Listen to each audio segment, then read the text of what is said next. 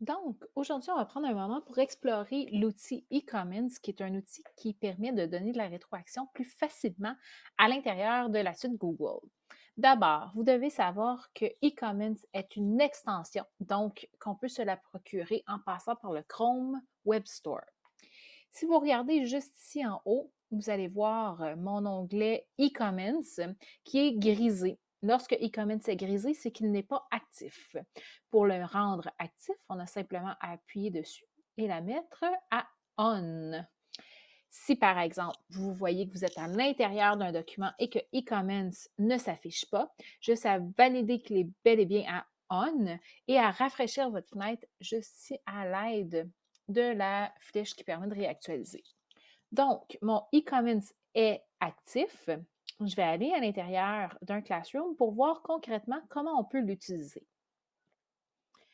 Donc, la première chose que vous devez savoir, c'est que e-comments peut s'utiliser soit directement à l'intérieur du document, vous allez voir qu'il va s'afficher juste ici, ou il peut s'utiliser aussi lorsqu'on est à l'intérieur de Classroom, donc il va s'afficher, si vous voyez la différence entre les deux. Donc, je pourrais, pardonnez-moi, donc je vais peut-être passer d'un élève à l'autre ou si je veux vraiment ouvrir, par exemple, les travaux de mes élèves directement, et là, je suis en train de vouloir ouvrir seulement ce travail-là.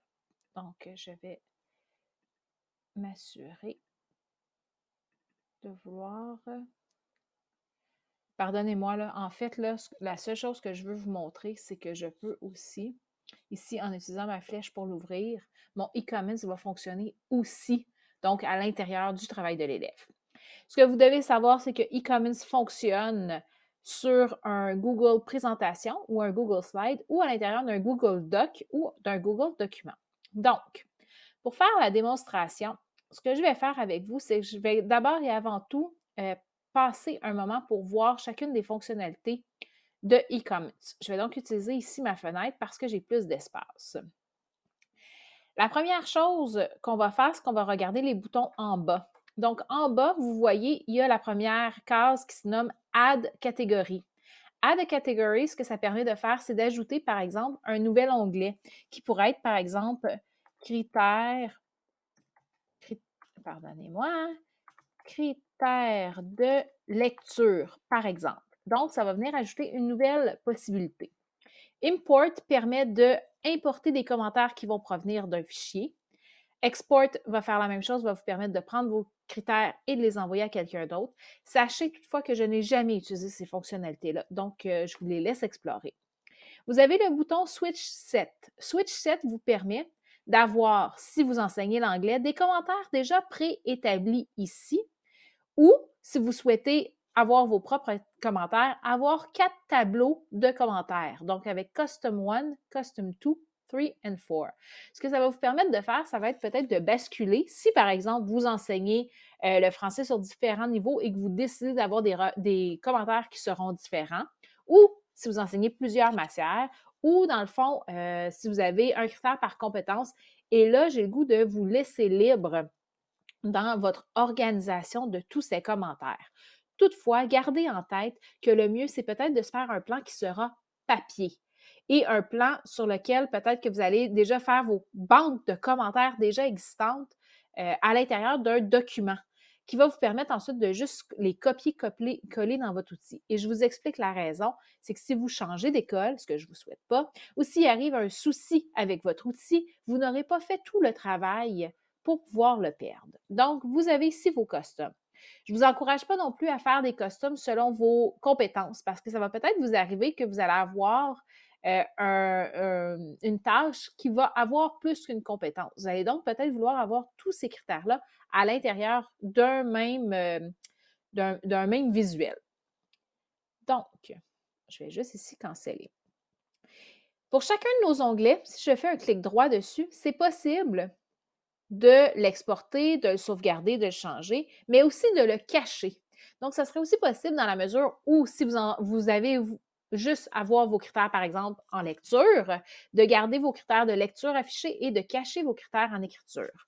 Vos critères peuvent être déplacés soit en utilisant ici là, les flèches ou soit en les triant manuellement de A à Z ou selon les plus utilisés. Je vais donc juste sauvegarder ici. Pour créer des commentaires, plusieurs possibilités s'offrent à vous.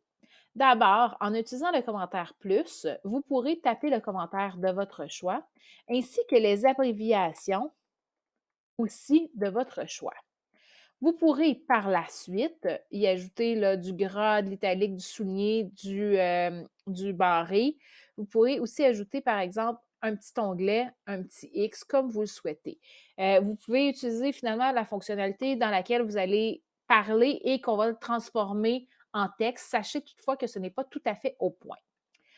Nous sommes dans la situation du commentaire écrit. Vous pourriez aussi faire un commentaire qui sera vocal, donc en ajoutant la possibilité du vocal. Sachez toutefois que les iPads ont de la difficulté à reconnaître ce type de commentaire-là. Donc, vous pouvez, si vous enseignez l'anglais, avoir ce texte-là qui apparaît ou enlever le bouton.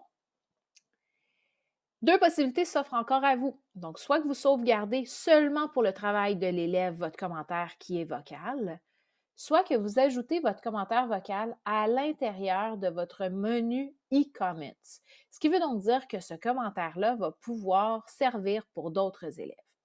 Pour les biens de la cause, je vais l'enregistrer ici dans mon e-comments. On me demande toujours une abréviation. L'abréviation, ce à quoi elle sert, ça nous permet de repérer ensuite nos boutons. Donc, par exemple, je pourrais écrire caractéristiques perso si j'ai fait un commentaire, par exemple, sur les caractéristiques des personnages. Mon bouton va ensuite s'enregistrer juste ici. Je peux faire la même chose ici avec le commentaire audio. Si vous avez des élèves qui travaillent avec un iPad et que vous ne voulez pas être enregistré en vidéo, ce que je peux peut-être vous encourager à faire, c'est de cacher la caméra, tout simplement. Donc, encore une fois, s'offrent à moi les possibilités suivantes, soit d'enlever le texte, soit de conserver le texte, soit de sauvegarder ce commentaire seulement pour le document de l'élève ou de le sauvegarder dans mon menu e-comments pour s'ajouter à notre liste de commentaires déjà préétablis. Je vais y aller avec n'importe quelle abréviation pour que mon bouton s'ajoute. Finalement, la dernière fonctionnalité que vous avez, c'est ici. Ça va vous permettre de faire un commentaire sur la copie de l'élève. Donc, on peut partager, par exemple, notre écran à l'élève. Ça peut devenir super intéressant dans la mesure où on veut peut-être pointer des éléments aux élèves ou on veut peut-être lui montrer des éléments clés à l'intérieur de votre bouton e-comments. Là, on s'entend qu'en ce moment, je suis dans une mise en abîme, donc j'ai plusieurs éléments qui fonctionnent en même temps. Encore une fois, va s'offrir à moi. Donc, je vais peut-être juste ici arrêter, masquer. Donc, c'est peut-être là où va s'offrir à moi encore les mêmes possibilités, soit de le sauvegarder juste pour ce texte-là, ou soit de l'ajouter dans ma banque. Ça peut devenir peut-être super intéressant si, par exemple, on réalise que on a beaucoup d'élèves qui ne maîtrisent pas une notion qu'on avait peut-être déjà précédemment expliquée à l'intérieur d'un devoir ou de quelque chose d'autre comme ça. Donc, ça peut nous permettre, tu sais, je dis quelque chose d'autre, mais ça peut être une notion théorique, un cahier d'activité, peu importe. Mais dans le fond, c'est que ça va nous permettre de pouvoir pointer des éléments clés sur lesquels on a déjà travaillé avec les élèves en utilisant justement le partage d'écran. Une fois que nos boutons sont sauvegardés ou si on veut en ajouter d'autres boutons, la façon que le e-comments va fonctionner, c'est qu'en surlignant, ça va être possible ensuite d'aller ajouter nos boutons pression et puis ça va inscrire des commentaires dans la marge de l'élève.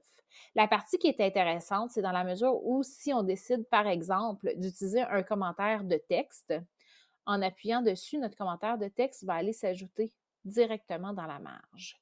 Je vais donc, si je veux voir mes commentaires de la façon qu'ils sont inscrits, je vais juste aller ici cacher. Si vous remarquez, nos commentaires sont juste ici, bien identifiés.